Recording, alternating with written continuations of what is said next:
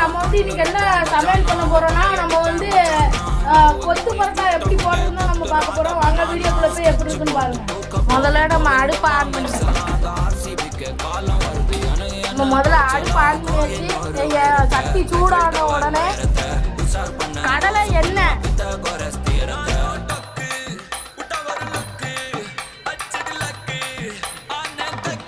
எண்ணெய் நல்லா சூடாகட்டும். அதுக்கு தேவையான என்னது பார்த்தீங்கன்னா நம்ம நறுக்கி வச்ச வெங்காயம், தக்காளி, புதினா, மெயினாக 2 முட்டை வேணும். 3 பரோட்டாவை பிடிச்சி நல்லா போட்டுக்கணும்.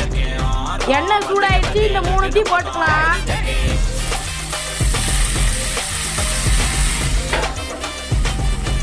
நல்லா வதக்கிக்கணும். இந்த கிராப்ல நம்ம நல்லா டான்ஸ் ஆடிட்டே பண்ணுவோம். டான்சர் செஃப் மாதிரி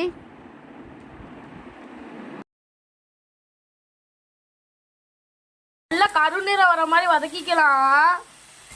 நல்லா கருநீரை வர மாதிரி வதக்கியாச்சு. இப்போ முட்டையை உடச்சி போட்டுக்கலாம். பூம்பா முட்டையை உடச்சி போட்டாச்சு. நல்லா கிண்டி விட்டுக்கணும். நல்லா பொன்னிறமாக வந்துருச்சு. அடுத்து நம்ம கடையில் வாங்கின பரோட்டாவை போட்டுக்கலாம் பிச்சு வச்சு. இப்போ இது ஒரு வரட்டணும். நல்லா கடையில் வாங்கின சால்னாவை கொஞ்சம் ஊற்றிக்கலாம்.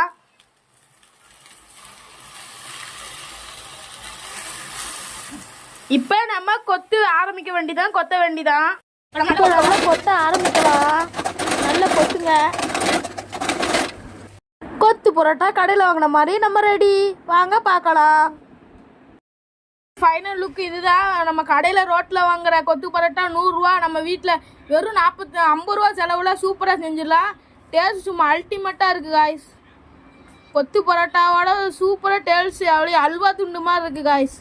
கடையில் வாங்கின கிரேவியை கொஞ்சம் ஊற்றி நம்ம மிக்ஸ் பண்ணி சாப்பிட்டா சூப்பராக இருக்கும். அல்டிமேட்டாக இருக்காது. செம்ம சூப்பர். பிடிச்ச அந்த சமையலை லைக் பண்ணுங்கள்.